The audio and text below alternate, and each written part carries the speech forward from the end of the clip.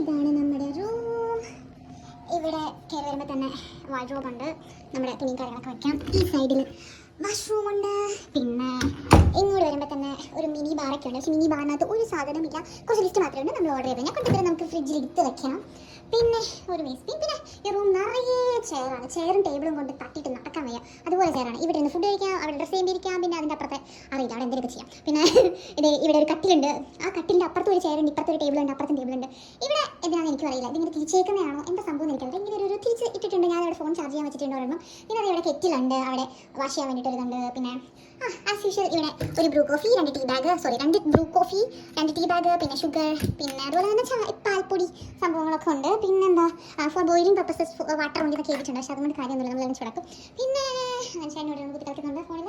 And ഇവിടെ ഇനിയുണ്ട് chair. ഈ റൂമിലെ ചെയർ തീർന്നിട്ടുള്ളത്. അത് ഇങ്ങനെ നോക്കുമ്പോൾ നല്ല വ്യൂ ഒക്കെയാണ്. 2 സൈഡിൽ ഇങ്ങനെ വീട്ടിൽ അത്ര നല്ല വ്യൂ ആണെന്നൊന്നും അറിയില്ല, പക്ഷേ എന്നാലും വ്യൂ ഒക്കെ ഉണ്ട്.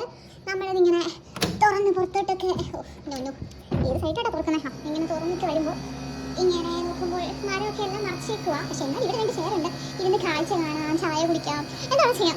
ഇവിടെ ഇപ്പുറത്ത് തന്നെ ഇവരുടെ തന്നെ റിസോർട്ട് ലഗുവയുടെ ഒരു റെസ്റ്റോറൻ്റാണ്. പക്ഷേ നമ്മളിവിടെ നല്ല ഫുഡ് കഴിച്ചത്. അവിടെ എല്ലാം ഉണ്ട് കേട്ടോ. പക്ഷേ ഇവിടെ പൂളും കാര്യങ്ങളൊക്കെ ഉണ്ട്. പക്ഷേ നമ്മൾ കുറച്ച് അപ്പുറത്തേക്ക് മാറിപ്പോയിട്ടാണ് ഫുഡ് കഴിച്ചത്.